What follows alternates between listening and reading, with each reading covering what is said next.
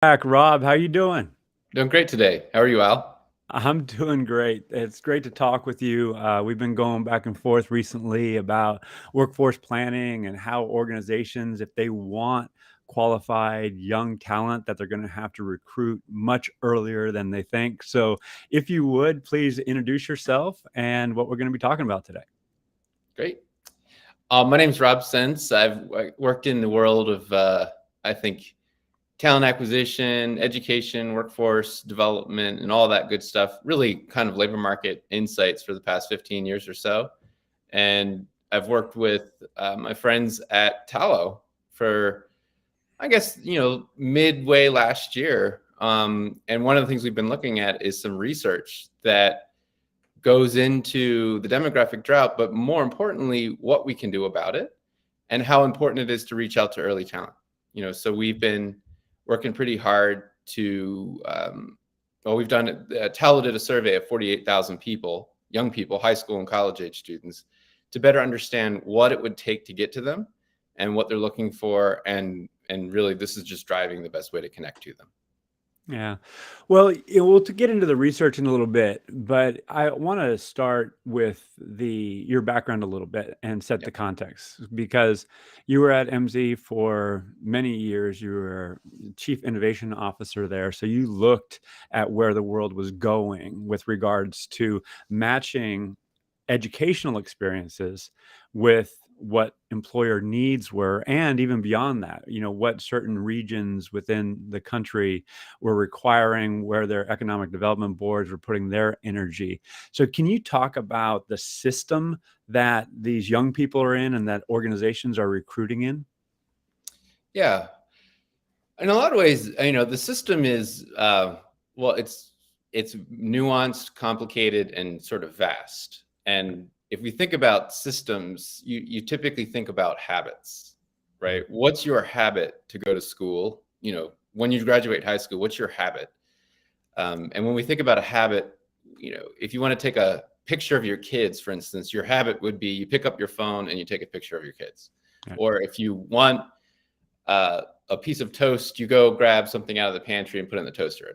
So those are well-worn roads and habits. And when we think about how we enter the labor market, the habits are all kind of a mess, or not necessarily.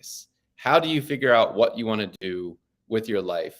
How do you figure out where to go to school? How do you figure out what job you want? And this is where so much of our sort of this workforce and labor market conversation revolves, is how do you know, how do you figure it out, and what do you do to get on the right path? And correct me if I'm wrong, based on what you just shared, these habits are well formed over many, many years. And the world has changed. The data has changed. What employers are looking for has changed. And the wants and needs and behaviors of young people have also changed. So there's a need, correct me if I'm wrong again, to innovate and do things differently. Yet I, for one, don't see that level of innovation happening at pace and aligned with the realities of individuals and organizations. I know I said a lot there, but again, I want to set the stage because what you have contended in our conversations is that organizations, if they want qualified young talent, they're going to have to rethink not only what they do, but at what frequency they do it and at what stage they do it. Yeah. Yes, absolutely. Yeah. It used to be, I think for the past 50 years or so, we were all benefactors of the baby boom. And we've talked about this before, where there was a really rich and plentiful supply of people. And so companies could sort of take their pick of the litter. They could put out an ad on any number of websites and see 30, 50, 100 or more fairly qualified applicants. And then they could pick, their two favorite. That's changed. And I don't think, for the rest of our lives, we are in a situation where the tables have turned, where we're going to experience lower amounts of supply for all the demand that's out there. And so, previously, if you were a young person, as you came up, through, high school into college, what did you have to do? Well, you had to really fight your way into getting noticed by colleges. Maybe, college could be selective and say, we're going to take 20% of our applicant pool or 10% of our applicant pool, or if it's a, it's your largest system, maybe 50% of the applicant pool. And then employers could do the same thing. They could pick just a few of the people they wanted. That's gone. Colleges and employers are going to be facing a new reality. Yeah, you say that, and you and I see it. We both have young kids who are, coming through this system that we're referring to. Yet many organizations have not accepted this reality.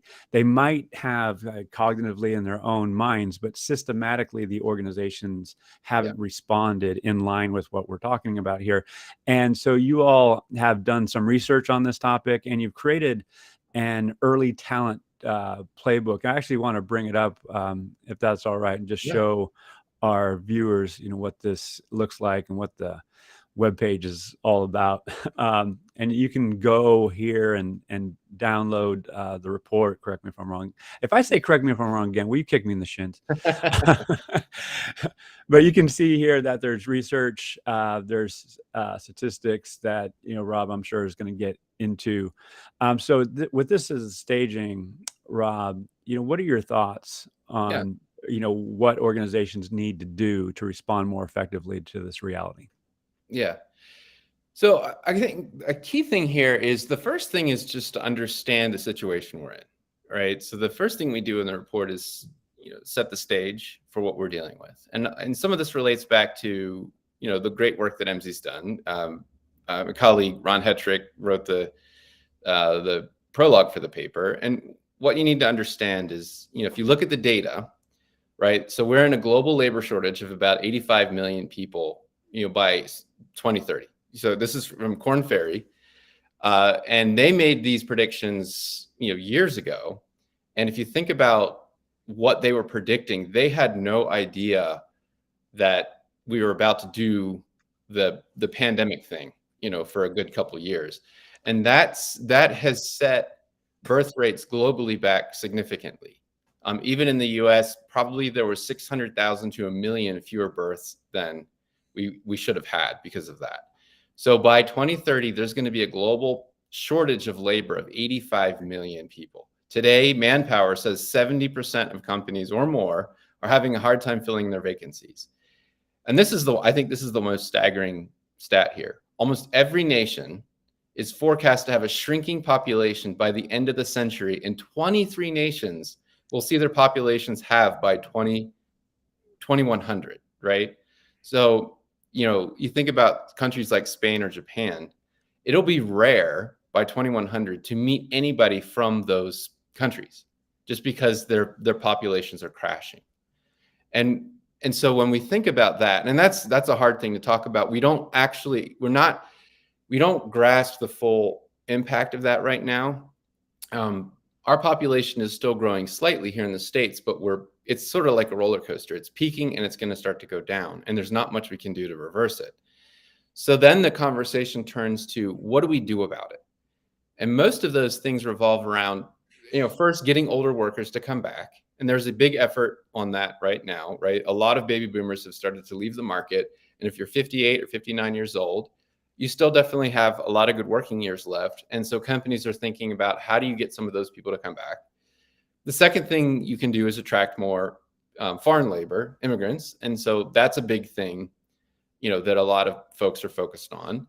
The thing to keep in mind there is, most other countries are also going to start to have labor problems. So they're not, immigration rates are actually going to go down significantly globally. And then the final thing, and this is what we're talking about in this paper, is, what do you do if you're a company struggling with this? What are you doing about reaching into the next generation of people coming up? And so that's today's college student or today's high school student. And traditionally, if we think about recruiting, that message isn't met very well in the realm of recruiting, because recruiters want somebody today. And so if we're talking about a college student or a high school student, well, that means maybe 2 years, but more like 3 to 5 years. That's somebody you're going to get. And that's really what we're talking about in this paper, how important that is, and what you can do to start cultivating that now. That's what I was really taken by this stat, and I'm going to pull this image up for our viewers, is that you're contending in this research. I shouldn't say you're contending, but the research spoke Yeah. in that 70% of people in their early talent category have already decided who they want to work for. 46% in high school and 24% by the second year of college. I mean, that's pretty darn astounding. And then it invites the question, how did they make this decision? What influenced them? When did it influence them? So can you share some of those answers or what you found in the research? Yeah. So this is based on a survey of about 48,000 high school and college age students over the past 2 years. So that the research is actually all driven in this sort of this, the 2020 to 2022 crazy phase we've been living through. And yeah, about 70% of early talent has said they've already decided who they want to work for. And much of this, if we look at what is driving those decisions, they're saying it's being driven off of brands. So companies that have built, companies that have built relationships with them, or companies that recognize, and the thing that's most important here are missions that resonate with them, right? So one of the stats that came out of this is some 87% of these young people would prefer to work for a company that they understood their mission and that resonated with them versus how much they got paid.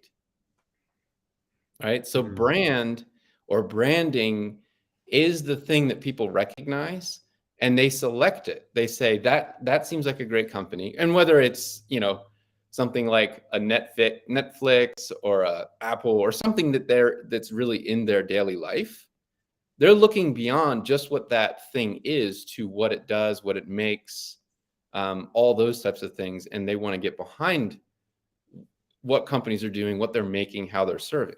And they're already selecting it when they're quite young. Well, and then, this marketing is probably, correct me if I'm wrong, consumer marketing. Yes, it is. Based on their product. Yep. However, this also gets into the realm of CSR, corporate social responsibility. We had a conversation recently with Casey Wells, the founder and CEO of Tallo, about how there's a connection, hopefully, that is becoming more aware between talent acquisition and employment branding and CSR efforts, and how workforce planning bridges the gap. Can you speak to that? Yeah. So, the thing there is a lot of companies have initiatives, to get, especially around diversity. And so they have those initiatives where they, put messages out and try to connect with people. The thing that, and I think everybody knows this, there's usually a fairly large disconnect between, a tactical effort to fill a seat, more of a philanthropic effort to appeal to audience, and then sort of a more strategic effort to do longer term planning. And so those different sides of the house don't talk to each other as much. And I guess the thing we would contend is in this day and age and where we are with a lot of these shortages is those efforts should be aligned as much as possible. And I guess the thing that we see work most effectively in that alignment is having those worlds think and act actually a lot like you would think and act like you would do in marketing, right? So human resources are a very large bucket of different activities. There's a lot of things that are subsumed into that concept in any given company. There's the internal stuff, there's the regulatory stuff. But what we are sort of proposing here is a new approach, or not necessarily a new approach, but one that's realizing that as that brand goes out into the world, and as the world that you're trying to recruit sees that brand, the effort actually looks a lot like marketing. In the same way that a company like Apple would try to market its product, well, Apple actually needs to market itself to this generation. And what this generation is looking for is very important to understand. And so it's actually a lot like marketing a product. You actually have to market your company. You have to market your brand to this generation. Yeah, so this is inviting the question, and I imagine the early talent playbook gets to this, is who is responsible? Because talent acquisition is, filling seats, and, CSR is, thinking long term. They're thinking about things other than people and talent. They have, corporate social responsibility affects, the environment, the community in which they're doing business, and a variety of other things. So when we think about recruiting and building brand with early talent, who do you see having this be their job? Yeah, that's a great question. I think it does start at the top. Hopefully these are things that are executive level conversations at companies, just because it's not if, because people are the most important asset to any given company. And if a company is now experiencing any kind of shortage of people, this is going to be the top problem at the company. So the vision and the effort needs to start at the top and go all the way down. There's different things, whether it's recruiting, like very tactical activities, or workforce planning, which is more strategic. Those things need to be lined up in the same way that sales and marketing would be kind of lined up in any given firm, right? You can't really have a company if you don't have a good sales effort, but so much goes into having a good sales effort, right? You have to have a lot of systems in place. You have to have a strategic message going out. You have to have the branding in place. And so what we're just observing is the companies that do that are actually really effective at reaching that new generation and then developing a pipeline. In the same way that you would develop a pipeline towards your sales efforts, you need to develop that pipeline towards the people you need. And it has to be more of a 3 to 5 year way of thinking. It can't just be, hey, we need 3 web developers tomorrow. Right. And that, for me, screams workforce planning. Yeah. So, and workforce planning is evolving. It has been evolving. I've gone through many cycles like you have. It's like, okay, this is really going to stick. It's really important. It's a strategic imperative, all the language that we've heard over the years. However, with COVID, and for reasons that you've cited, it is a business imperative. It's a non-negotiable now. However, the processes and systems and data and insights that are used to fuel this process aren't really understood. Like, I'm shocked at how few organizations know of Tallo, let alone MZ and Burning Glass and LinkedIn Talent Insights and all these technologies that enable organizations to better understand labor markets and talent pools in different geographies with skill sets and so forth. So again, going back to the question of workforce planning, where do you see that evolving, and do you see more organizations having it be a focused effort, a focused job? Yeah. And just that strategic aspect. So if you're going to deal with this problem, and it all goes back to, is this a long-term problem or is this a blip? Well, if we look at the data, or from where I sit looking at this over the past few years, I would say we're in a longer-term problem. And if you want to deal with a longer-term problem that's more systemic, then you need to be more. And that just means getting ahead of it and doing things that would allow you to deal with it, down the road as the thing unfolds.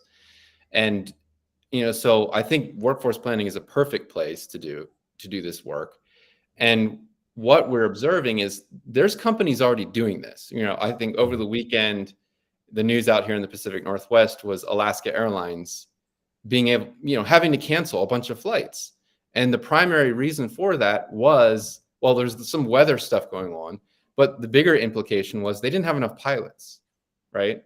Other airlines are sort of rating them because they're also short on pilots. And so all of a sudden, you're going to feel that. That means your flight just got canceled. Why? They don't have a pilot. And if you are an airline, or if you're any company who's dealing with things like that, what are you doing to deal with it? You can't just get out and post 5 jobs. You have to think more strategically. You have to get ahead of the problem. And so what we've done is we've observed what the companies are doing. What are they doing to deal with this problem? Because there already are companies who've been dealing with this. And there's 4 key aspects that they're doing. They first look at data to understand their audience. Who do they need, who do they need to attract? Where are those people? And how do they start to, understand them? It's not even getting their message in front of them. It's actually just understanding them. Because if you start to, much like an advertiser would do, before you see an ad, whether you're watching TV or you're, online or you're reading something online, but when you see an ad, most of the time, the thing you're seeing is coming from a company that actually can place that ad in front of you because they've done their homework on you. Not right. like if you're just watching TV and there's just general ads, like car companies or insurance, like those are just out there.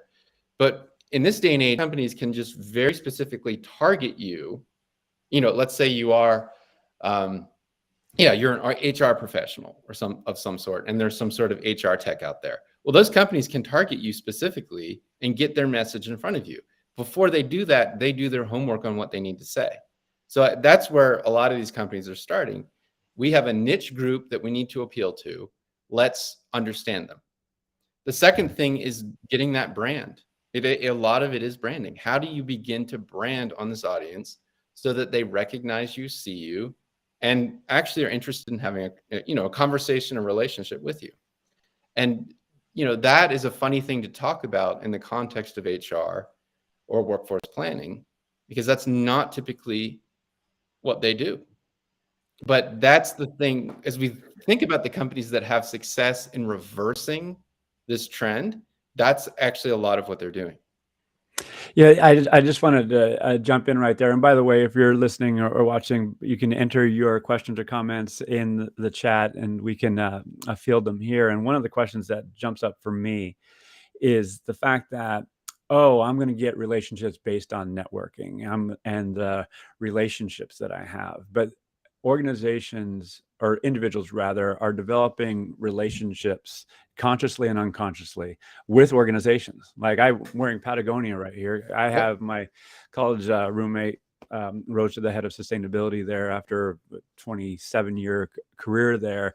But even before Yvonne Chenard, I was like, I was a huge fan of this company. I still am, so I've built this loyalty. And even though no one there knows that there's a couple people, but that I have this affinity, it's impacted me, and it impacts my buying behavior. It impacts, now, given Patagonia's mission, my food choices. And who knows? I would have loved to have worked there at a certain point in my career. So what I'm getting at is this relationship, I think, has been underappreciated. And what I'm hearing you say is that we have to, from an organizational perspective, appreciate it and cultivate it consciously. And then again, I'm going to go back to this question: who? Because this is marketing, is not in HR. Employment branding has come and gone. Workforce planning has come and gone in many organizations. And if we look at, the job titles and scope of responsibilities, workforce planning oftentimes is someone's part-time job. Branding is someone's part-time job as opposed to a core focus. So if we fast forward over the next 6-12 months, do you see this activity becoming someone's job, core focus? I think you could definitely, if a company's feeling the pinch, you probably see more titles pop up like head of employment branding, right? And like you said about Patagonia, run that thought experiment for yourself. What car do you drive? What coffee do you drink? How hard is it for you to give that up? If you really like your car, if you're a Toyota person or if you're a Starbucks person, right? It is your habit. It's the thing you go back to over and over because that company has worked hard to build a product you like, has worked hard to stay in front of you, cultivate a message, and understand even things like values. It's amazing when we look at the survey data coming out from, the 48,000 students polled, things like values are such massive drivers. And so when you think about what companies do to get in front of that audience, they don't actually have to be, if you're in your 40s and you're trying to figure out how to appeal to a college age or a high school age student, your first inclination might be to try to get relevant and hip. If you look at the data, That's actually the wrong thing to do. What high school and college age students want to see is actually authentic, and they're fine receiving an email directed to them saying, we see that you're interested in this industry, which is something that Tallo does, is they can understand what industries young people are actually interested in. And then to say things to them like, we have a mentorship program, we have an internship program, we have an apprenticeship program. These are the values of our company. These are the things we make. These are the things we do. That's actually such a huge part of what the problem is between you reaching that audience. They don't know. They don't know. High school students, college age students really don't know what make a lot of these industries tick. They do not know what the jobs are like. They do not know the people who are there, and they don't understand the values and what you're trying to do. And when you work for a company, you might completely overlook that. Oh, we just got to do something hip and relevant and cool. No, you just need to speak clearly about your mission, the problems you solve, and the people you look for. Because all young people know that they're on the I'm growing up trajectory, right? I'm going to grow up. At some point, I'm going to be 25, 26, 30, whatever. And I think I'm going to be in that world, but I have no idea where I'm going to be. And so the companies, and this is where the data shows it, what is it? 75% of people surveyed said they'd be more inclined to work for a company that reached out to them early, right? And then if you actually think about college, 93%, if we think about enrolling in college, 93% of students said that they would enroll in a college that reached out to them. Wow. And Wow. built a relationship. Those are pretty stark, compelling statistics right there. Yeah. That's, well, it's, this is a topic, obviously, as we talked about, that's not going away. And there's so many other tangents that we can take that are meaningful, because I want to have you back on sometime soon to talk about it from the other perspective, namely the young person's perspective. How do I nurture my career as a young person to be seen? Because we're creating digital footprints. How am I doing the work to understand my talents, my purpose, what attracts me, that's where I see opportunity for young people. So there is a true match. Yes. That there's not, just something that doesn't work out because one of the sides didn't do their, pre-work, in other words. And all the digital platforms, I mean, Tallo is a good example. There's these digital platforms, and LinkedIn's been around for a long time. These are the platforms that allow these connections to be made, right? Because you can express interest and get really micro-targeted. Another stat that really jumps out to me is only 45% of students surveyed said that they would apply to a company that they'd never heard of before. Wow. Only 45%, but then it jumps up, it just completely flips, where 77% would be apply to a company that actually worked to make the connection first. So your company doesn't need to be Apple or Google or Netflix, like something that's really well known, if it does the work of saying, hey, Al, we see that you're interested in this. That's a lot of what we do. Here's the information about a mentorship or a scholarship program, or here's information about an internship we have. Right. 93% of students say they think that they need an internship before they go into their first career. Wow. Right. And this goes back to emails and things that all these companies have had for many years. It's not about developing some sort of newfangled, hip, relevant program. It's actually just about communicating to a new audience that you haven't reached out to before. But you don't need to use TikTok to reach out to them. Email is fine. Good to know. I'll remember that. Hey, Rob, how can people learn more about you and Tallo? Yeah, well, I think the link that you pulled up, if you go to tallo.com and that's /how to attract early talent, so we're just getting this paper out. We just launched it pretty much today. And that's a good place to start. I'm also on LinkedIn, Rob Sentz on LinkedIn, if you want to connect with me. And yeah, we're going to be talking more about this and trying to put out as much as we can about it. to help companies deal with these situations. And again, connect to an early talent pipeline that really does want to work. Yeah. Well, Rob, thanks for doing what you do. And yeah, look forward to continuing the conversation with you over the weeks and months ahead, because there's a long runway. There's a lot of room for organizations to improve. And yeah, there's more to come. And because we didn't even talk too much about the data that, Tallo uses and all that. So we're going to have you back on to explore this more. So again, thank you, and be well, and hope to see you in person before too long. Absolutely. Thanks, Al. All right, Rob, be well.